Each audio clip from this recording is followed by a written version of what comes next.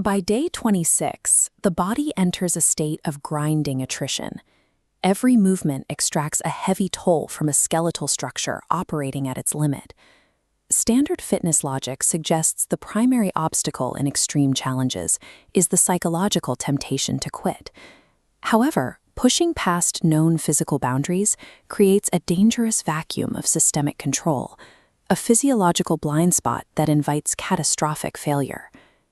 During the initial rounds, the biological cost compounding rapidly. Heavy dumbbell presses and strict pull-ups place a mounting, unnatural strain across the chest and arms. Surviving this opening phase relies entirely on delaying the collapse of the body's internal architecture. As the workout moves into heavy lifting, the mechanical load escalates. The burn deepens within the muscle fiber, demanding massive amounts of oxygen with every second under tension. Moving this weight safely requires systemic integrity, a state where multiple bodily systems operate in perfect synchronization. This schematic maps the triad required for a single repetition. Muscular force generates power, cardiovascular delivery supplies oxygen, and neurological signaling coordinates the movement. When cardiovascular output can no longer meet the oxygen demands of the muscles, the synchronization falters. The entire rhythm destabilizes. The body rarely stops when one system lags. Instead, it compensates by shifting the mechanical burden to weaker structures, setting the stage for a critical breach. In the middle of intense leg training, the physical strain becomes visible. Under extreme duress, the muscles begin to shake as they struggle to maintain tension. This shaking triggers the central governor, a subconscious protective mechanism designed to prevent fatal bodily harm during extreme exertion. Rapid hazard signals fire from the oxygen-deprived leg muscles, traveling straight up the neural pathways to the brain's processing hub. The brain responds by severing these connections, artificially restricting motor unit recruitment. It creates a feeling of complete exhaustion well before the muscles actually fail. This neurological restriction acts like an automated security system, locking out a server to isolate a perceived threat. This creates a dangerous state of mental fatigue.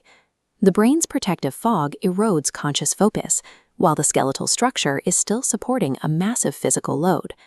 This mental exhaustion creates a vulnerability that exposes the entire biological system to critical danger.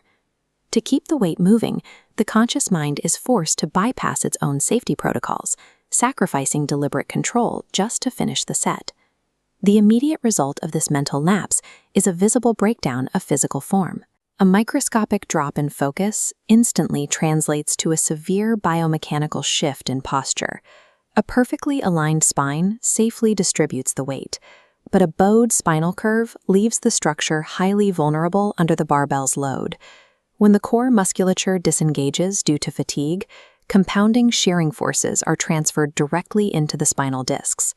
This postural mistake functions like a compromised password, a single, small error that grants access to total system ruin. Maintaining heavy weight at this threshold of mechanical failure requires immense physical tension, stretching every fiber to its limit. In a fraction of a second, this breach can lead to torn muscles, ruptured ligaments, or disc herniations. Poor form under load is a critical system breach that can instantly end a transformation journey. By the final cardio rounds, the body is operating almost entirely on metabolic fumes. Survival now requires the override, the deliberate decision to maintain systemic control despite overwhelming biological panic. It takes intense mental discipline to actively correct biomechanical flaws mid-movement while the lungs are burning.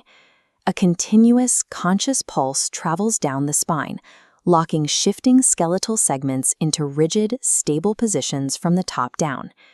True physical transformation is forged in this gap, the space between the urge to quit and the discipline of the override. At the end of the challenge, the body is depleted, yet new physiological adaptations are already taking root. Navigating this threshold without breaking form builds deep neurological resilience against future systemic fatigue. The immediate aftermath is total exhaustion, which is the necessary cost of completing this extreme level of physical demand. Reaching the absolute limit requires the calculated mastery of bodily resilience. It marks the survival of day 26, while leaving open the question of what new thresholds await in day 27.